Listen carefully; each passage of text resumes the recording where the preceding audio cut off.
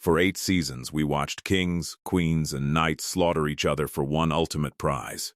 We thought the greatest threat to Westeros was the Night King, or perhaps the cunning of Cersei Lannister. But what if we were looking at the wrong enemy the entire time? What if the true villain of Game of Thrones wasn't a person at all, but an object? Forged by Aegon the Conqueror, the Iron Throne was created using the melted swords of his defeated enemies. Aegon deliberately made it sharp and uncomfortable, claiming a king should never sit easy. But over the centuries, it became more than just a chair. It became a parasite. A cursed artifact that fed on the ambition, paranoia, and blood of anyone who desired it. Think about every single person who fought for it. The throne offered an illusion of absolute control, but it brought nothing but ruin.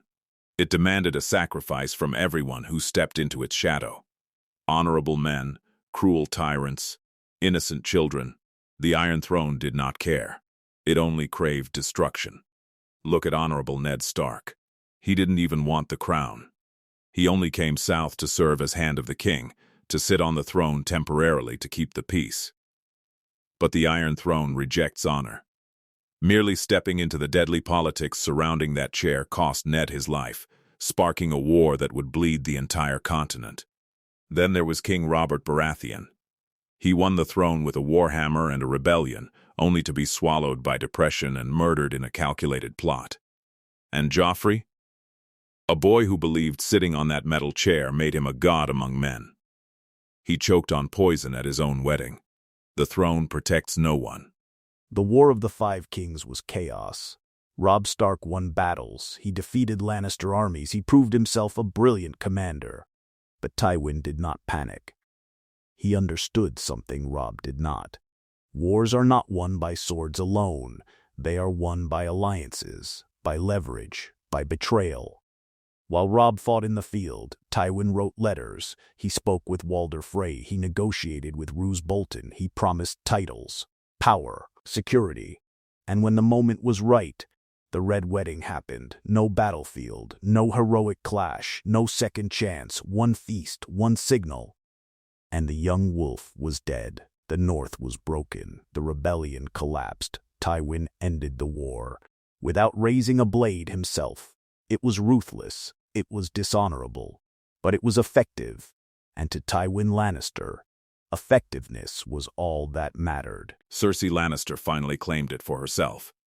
To sit on that cold steel, she sacrificed her father, destroyed the Great Sept, lost the love of her brothers, and watched all of her children die.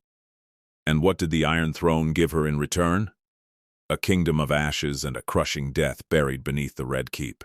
But the greatest tragedy of the curse was Daenerys Targaryen, the breaker of chains. She crossed the world to break the wheel of tyranny. Yet, the closer she got to the Iron Throne, the louder its curse whispered in her ear. It twisted her mind, turning the savior of the innocent into the very tyrant she swore to destroy. She burned the entirety of King's Landing to the ground, just to reach it.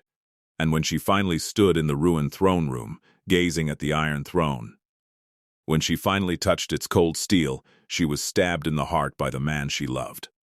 The throne had claimed its final, most powerful victim.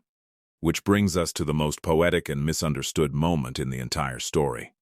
When the dragon Drogon flies into the ruined throne room and finds Daenerys dead, his grief is absolute. He looks at Jon Snow, the man holding the bloody dagger. But the dragon doesn't burn Jon. Instead, Drogon looks past him. A creature of pure magic and instinct understood what all the wise men and politicians of Westeros could not. He saw the true murderer. The real reason his mother was dead wasn't Jon Snow. It was the cursed chair that had poisoned her mind from the very beginning. In a blast of fiery rage, Drogon unleashed his flames, melting the ultimate symbol of power back into a puddle of useless, glowing iron. The Game of Thrones was never a game of survival. It was a deadly trap.